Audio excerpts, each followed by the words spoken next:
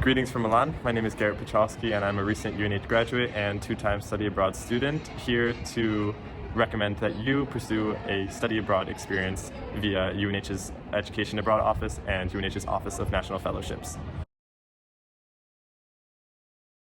You probably already know the stigma around studying abroad as a CEP student. Unfortunately, these are just stereotypes, and you can and you should study abroad if you have an interest in doing so. I personally was able to do not one but two study abroad exchanges while doing a dual degree in civil engineering and sustainability and a minor in international affairs, and changing my major during my sophomore year. I would be lying to you if I said it was easy, but I was able to do it with lots of help from my advisors in all different types of offices, and it turned out to be one of the best experiences of my life.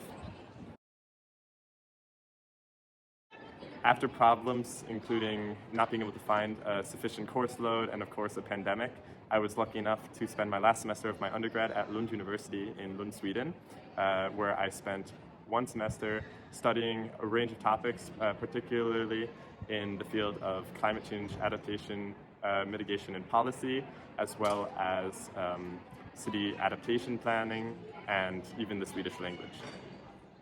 I worked with students and professors from all over the world and was able to see many cities in Sweden such as Gothenburg, Stockholm, Malmö, and even the north where I got to see the Northern Lights. I made friends with fascinating people, and I even got to learn one of my favorite languages, Swedish.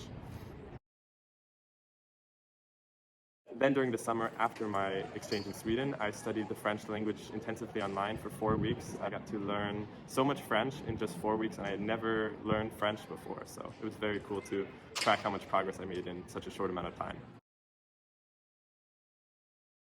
The UNH Education Abroad Office supports students as they select their location for studying abroad and even through the application process.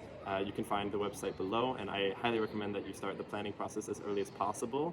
In my experience, the advisors both in the Study Abroad Office and my education advisors have been extremely supportive, and I would recommend that you just start the conversation with them as early as you can. Although my education abroad experience at Lund University would have already been a bit cheaper, I was fortunate to get the Gilman scholarship, which was $5,000 that went towards any international exchange. This scholarship targets Pell Grant receiving students who are considered minorities in study abroad, and this can include STEM students, students from more rural communities including New Hampshire, students of color, students with disabilities, veterans, and a variety of other qualities. So as STEM students in New Hampshire, we already check a couple of these boxes. In order to be a good fit for this application, students should have a really good rationale for studying at this university and at this country, and perhaps even for the courses that they're taking that fit to their education goals, their career goals, and their personal goals.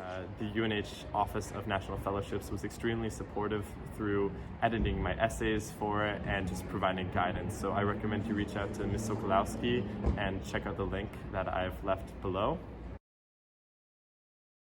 Regardless if you decide to apply for the Gilman Scholarship or not, I highly recommend that you start the process for studying abroad in general as early as possible.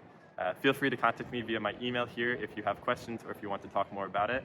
I wish you safe and happy travels. Hej då!